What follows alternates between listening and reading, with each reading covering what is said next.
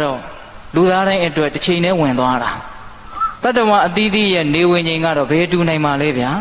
ဟိုလူကတော့နှစ်ပေါင်း80ကြာမှနေဝင်မယ်ဒီလူကတော့90နဲ့နေဝင်မယ်ဟာဒီလူကတော့20လောက်နဲ့နေဝင်မယ်တချို့တို့လာသားလေးလောက်နဲ့နေကစောစောစီးစီးဝင်သွားရောဟုတ်လားကံကုန်မိုးချုပ်လက်တွဲဖြုတ်ကပဂတိမိုးချုပ်တာကတော့အချိန်ကြာမှချုပ်တာ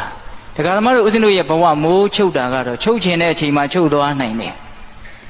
ဟုတ်ရဲ့လားအဲ့ဒီလိုမိုးချုပ်တဲ့အခါမှာတွဲထားတဲ့လက်ကလေးတွေကိုမဖြုတ်ချင်လဲဖြုတ်ဖြုတ်ချင်လဲဖြုတ်ကိုကအတင်းဆွဲထားလဲဟိုကဇွတ်ဖြုတ်ပြီးတော့သွားမှာပဲဟုတ်လားကံကုန်မိုးချုပ်လက်တွဲဖြုတ်ကသုတ်သုတ်စောလျက်ခရီးနှင်သည်အဲ့ဒီအချိန်မှာခတ်သုတ်သုတ်ပဲအချိန်မရှိဘူးဟုတ်လားနှုတ်ဆက်ချိန်လည်းမရှိဘူးအလွမ်းသေးချိန်လည်းမရှိဘူးတချို့တို့ပြုံးနေတိုင်းကနေမရှိတော့ဘူးတဲ့ခရီးထွက်သွားတာမမြန်ဘူးလားမြန်နေဇေယျဘောကဆင်းသွားတာမမြန်ဘူးလားမြန်နေကံကုန်မိုးချုပ်လက်တွဲဖြုတ်ကသုတ်သုတ်စောလျက်ခရီးနှင်သည်အချိန်မရှိဘူးအချိန်မရှိဘူးသွားချိန်ကြရင်မြန်မြန်သွားရတယ်ရက်နေတုန်းဆင်းရမှာဆိုရင်ထိုင်ချိန်ထိခွင့်မပေးဘူးဟုတ်ရဲ့လားအဲ့နေတုန်းကံကုန်မယ်ဆိုလို့ရှိရင်ပြန်ပြီးတော့ထိုင်ခြင်းလို့ထိုင်ခွင့်မရဘူးဟုတ်ရဲ့လား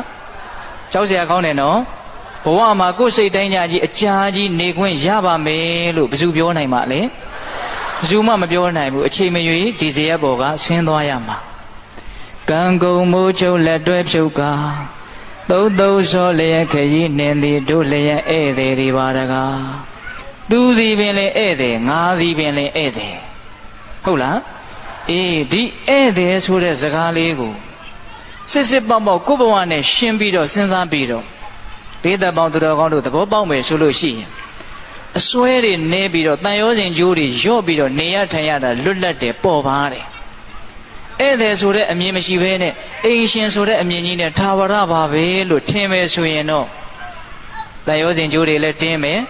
အသိဉာဏ်တွေလည်းတုံးမယ်နေရထိုင်ရတာလည်းပဲလေးလံပဲပူလောင်ပဲဒါကြောင့်ကိုယ့်ဘဝဟာဧည့်သည်ပါဆိုတာကိုရှင်းရှင်းလင်းလင်းသဘောပေါက်ဖို့အရေးကြီးတယ်